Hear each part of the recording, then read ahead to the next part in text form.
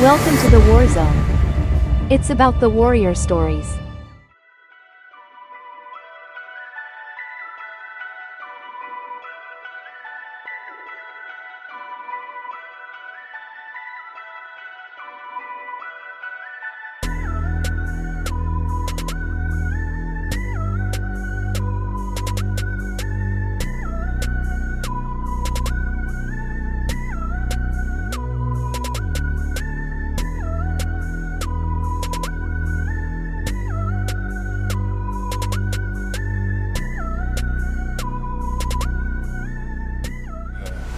My name is JSnow. I'm a Sickle Cell Warrior carrying SS. I live in Los Angeles, California, and I do film, I write, and I do stand-up. I got into entertainment because I hated day jobs. I was working one shitty day job after another. Target, Albertsons, pushing carts, unloading boxes, you name it. I had the odd job. And I was only projected school and work for most of my young adult life, and never really thought about getting into entertainment until I realized how much I hate working day jobs, and that 80 hours a week or 40 hours a week for whatever they were paying me at the time was just not enough for me, right? So I'd be getting paid to work security and literally just watch YouTube videos all day. I'm watching kids my age make videos, make money, have fun, creating. And it sparked my interest because it's way better than wearing a suit at somebody's billion-dollar corporation making $12 an hour, And so I started to just make my own YouTube videos. I always had a knack for writing since elementary school. It was just one of those things I kind of let go of because, again, I was projected, go to work, go to school, let go of writing. Once I realized how much I hated day jobs and how much these guys are making sketches and making money and living off of it, I realized that I can write, if not better than them. So let me try. And I did that with my friends. I rallied my friends and we created YouTube videos for a few years. Like before it even became years, the first few months, right? We were creating videos and I was doing a lot. I was shooting, editing, writing, trying to figure it out. Going to the University of YouTube to figure it out, right? And I was doing that so much, so consistently that I would come to work late, miss days, stuff like that. And I was a supervisor at this time. And they made an example out of me and fired me because I was late and I missed days, and I had like a couple of days where I missed it. Mind you, I'm the supervisor. They promoted me 6 months ago. Now they want to make an example out of me and fire me. So I took that last check and I bought my camera and I hit the ground running, and that was in 2012. Now, 2025, my first debut half-hour comedy special just came out on YouTube. It has 225, almost 250,000 views. I'm working on a feature film documentary that should be out, I don't know, maybe 2 years from now, who knows. And I'm doing stand-up all over the world. So yeah, it wasn't like a, I wouldn't say it was like a poetic, people inspired me and I figured it out because they kept fanning my flame. Like honestly, it was something that I had to figure out myself. Like my family didn't even support this early on. My family heard me say I was gonna, I'm not gonna try to get another job and do YouTube, and they were like, what the fuck is wrong with you? Like how are you gonna pay your rent? And for the first year or two of that, they did not support me. They did not believe in it. And it wasn't until I was doing shows and working on channels with like Russell Simmons and Marlon Wayans for them to get on board and become what they are now, which is my biggest fans. So, I say that to say you may not always get the support you need to start, but that first step is the hardest and it's the most important. The first step is always the most important because it's going to lead to step 2, 3, you said the 4. first step was just do it? The first step is just jump in the water. Just start doing it. Everybody wants it to be perfect the first time they come out. And it's like your first step wasn't perfect. Yeah. You didn't take a first step and go, yeah, and then start crip walking as a baby. Like, take your first step, fall, get back up, take another step, fall again, get back up. And before you know it, like those falls, you won't even think about them anymore. You'll just keep going. So yeah, the first step for me was writing the script that I wanted to do first. And yeah, here's how goofy I am, right? So my first sketch idea was shit baby daddy say, because that was the trend at the time on World Stars, things people say, right? So I did a shit baby daddy say video because all of my friends had kids, so I knew exactly what they say. and it went viral. You know, start with what you see and what you think is funny, and do your version of it. Get good at that, and then start to just interject your voice into the things that you want to do. That's a great way to start. How did sickle cell impacted, like, you know, the path that you took? It was difficult. Sickle cell definitely impacted the route that I took, because it was tough. Like, I'm still trying to figure out how to manage sickle cell, you know? 38 years old to this day. I'm still figuring it out, learning things. Back then it was even worse. So I'm not like most people. I push myself to limits that I probably shouldn't. People close to me hate that about me. But I'm just very determined. I feel like I have a purpose. I feel like I have a reason to be here with these talents, this condition, and just the sight that I have. So it don't really, like, sickle cell is no longer an obstacle for me in terms of like what I do. It's just a part of the story, you know. And at first it was very difficult because I didn't want to talk about it. I wasn't vocal about it, especially in Hollywood, especially as a black man. You know, that's the stigma. It's like you're weak, you're a liability. People, you know, I've lost jobs because of sickle cell. I've been recasted in the hospital. You know what I'm saying? So those are ways that it definitely, you know, like, those moments are really tough, you know. But you got to push through and prove people wrong. People are waiting for you to give up. People are waiting for you to realize it's not going to work out. People are waiting for you to say, you know what, yeah, I'm not doing it anymore. And you got to prove them wrong if you really are passionate about it, if it's burning in your soul, if you get woken up out of bed by these ideas, it's not going to leave you alone. You don't want to grow old with those ideas. So get them out, you know? So, how old were you when you were diagnosed with sickle cell? 2 years old. So, growing up, like, you know, your life was impacted by sickle cell, going to school, jobs, etc. Yeah. So, at one point, how did you get to the point where you decided to use sickle cell as a tool for your comedy? It took a minute, because at first, like, my first love is film, right? I do stand up, but my first love has always been film. I wanted to do film before I wanted to do anything. As a producer? No, as a director. Like, I would be holding the camera, shooting my, you know, sisters and her friends dancing and stuff like that. So, like, I was always holding the camera at some point, and I was like, how can I tell a story about sickle cell without it being about sickle cell? And one of the things that came up was a real story for me, where I was hooking up with this young lady. I had been drinking and just, you know, living like I don't got sickle cell. And while we were hooking up, I triggered a crisis. And this was like our first time, you know? And so, like, I hid it from her, snuck out of my own bedroom and drove myself to the emergency room. And I was like, that seems like a cool story. You know, me doing my film research, I understood that when it comes to film, there's two things that everybody can relate to: fear and laughter, and love, obviously. So, like, rom-coms, those are always, or most likely, going to be successful. Horror films are most likely going to be successful. So I did research. I literally watched rom-coms. I watched a bunch of rom-coms. I discovered there's a formula behind it. Yeah, there's a formula behind. Like, you gotta absorb so you know what you want to do, what you don't want to do, what you can do, what you can't do. Like, that's why people say study, do your research, study what you want to do. And it ain't going to fucking school and reading books. It's just going to watch movies, reading a script. And so I decided I want to go the rom-com route. I'm gonna tell a love story about a guy who doesn't want to tell his girlfriend that he has sickle cell until it's triggered on their first date. Boom. Simple idea. Feel like everybody can gravitate toward it. I'm pitching this to people.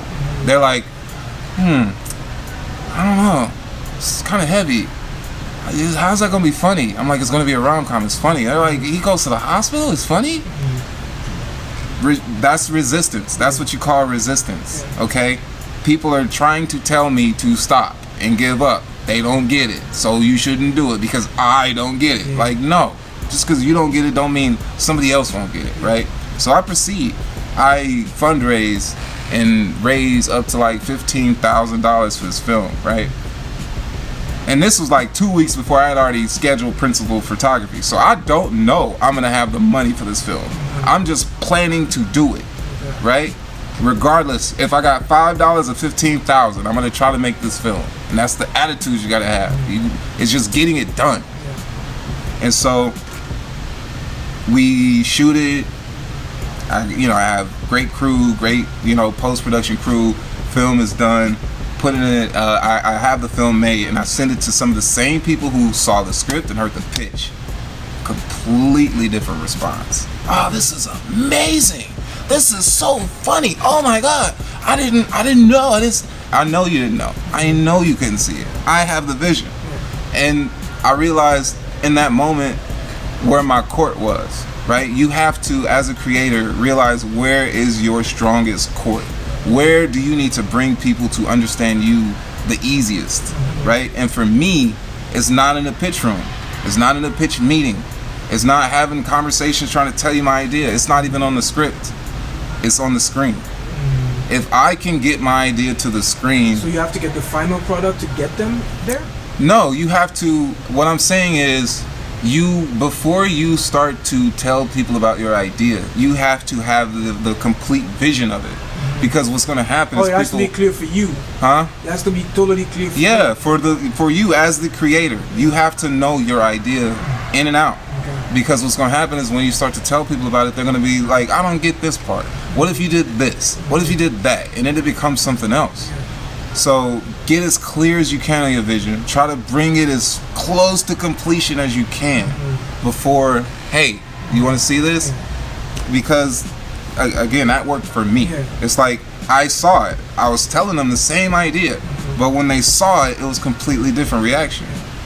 Because, they got it. So I know that there's power in completing it, or at least getting it over the edge, because everybody has an idea, everybody has something they want to do, and people are tired of hearing that shit. People are tired of hearing, I got this idea I want to do. Okay, do you have a script? No, I got it in my notes. Like, bro, you got to be ready, like the game is going now. They're not looking for people who are trying to get in the game, they're looking for people who are already playing it, and they just want to get another player. You building a basketball team, you're not going for the dude who's like trying to learn how to dribble. You're going to the guy who knows how to dribble and dunk, and all of that. Like, get your game up before you start trying to. I don't know how I got to this, but I'll offer that to the people watching. I understand, but when they get to that part, like the film is done, so now are you at the point to get distribution, like a distribution deal? Like where were you at that point when I started showing people? When you showed them, and now you get a different response. So what do you get out of it at that point? So that's another thing. I think you have to ask yourself what you want out of it. For me, it was just a little bit of a better understanding about sickle cell. If that was what people got from my film, then I won. That was my goal. I didn't do it for money. I didn't do it for views. I put it on YouTube. It got 2,000 views right now. It won awards. It won an award for Best Directing and Best Cinematography. 2,000 views on YouTube. I didn't make any money from this. I spent $15,000 on it. $15,000 on it. I didn't make much of a dime back. It won awards. It got into like 7 or 8 festivals. Why does it not? Okay, how come it didn't get the traction that it should get on YouTube? It's on YouTube. So now you're trying to get it into like a different format? It could be a bunch of different things. Like, this is a short film we're talking about here. The short film Flawed came out in 2019. And then, I filmed it in 2019. It launched at 2020. So COVID. I got one festival. I got to go to one festival in February, and then COVID hit and everything else was online. And so that whole festival run where it could have got the popularity that it deserved didn't happen. And it's sickle cell. It's like, and I was posting on a channel that I had been kind of not posting on for a while. So I didn't expect it to do well, but it did what I needed it to do. It showed people that A, I'm a filmmaker, B, I know how to tell stories, and C, I can make this shit funny. So that is more valuable than anything, because that opened up other doors, So sometimes it ain't about what you're gonna get out of it in terms of like monetary compensation or like popularity. It's like, how are you showing people who you are and what you can do? You have to show people. It's called show business. Show me what you do. Don't tell me what you do. Show me what you do. That's good. Yeah. So after that, because I remember like we had a conversation that this is one part Yeah. of the movie because the story is deeper. Yeah. In your, I don't know if you got to that point, but the story is deeper than what you show me, like from the short clip that we had from the festival. So now you have like a longer version of it. Yeah. So what is your plan for the story when it comes to that particular film? Well, Flawed and the new film, the documentary I'm working on, are two different films. But yeah, Flawed is more like a narrative story. The documentary is just raw. We in the hospital. You seeing me in pain. You seeing me go through a crisis and what triggered it. And then I'm talking about how I combat it and all these other things. There's a lot of information about other warriors. And there's another warrior in there who has SS, and she's from Nigeria. She hasn't had a crisis since 2019.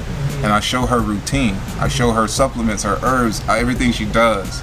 And that is a different story. That is just raw, here's sickle cell on the front lines. Yeah. So, Flawed, do you have a part 2 for this? That was the plan in 21. After the festival. So again, it didn't get a bunch of views on YouTube, but people again saw the story. If the story is there, it doesn't matter how many views it got, right? So I went through a year of pitching my show, my Flawed TV show, to Netflix, HBO, Fox, AMC, A24, you name it. Ryan Coogler's company, LeBron James's company, like every company that you could talk to, I talked to. And they all were like, we love it, but all right, have a good one, And so what do? Do you stop, or do you continue to try to tell other stories? I didn't want to get stuck on Flawed, so I told other stories. And now I'm, this was God's plan. I'm the vessel for what this documentary is, which is going to do way more than what that short film could have did. So, yeah, man. Last thing I would like to ask, call to action. What would you want somebody that hear the story to get out of it? Just Google JSnow Pro, JSNOW PRO, just the letter J, because there's so much information on my channel. There's so much information on my social media. I'm not even doing this for followers. I'm just doing this for education. Like, I put education in all of my material, and I coat it with laughter and sugar to some degree. So just experience something different, experience something real, something raw, and something funny at the same damn time, which is hard to do. So check it out. Last thing I'd like to ask you, from your perspective, do you think that you were able to move the needle? What I mean by that is, like, originally I always had the idea, like, how can we make Caucasian, other people that don't have sickle cell, care about sickle cell?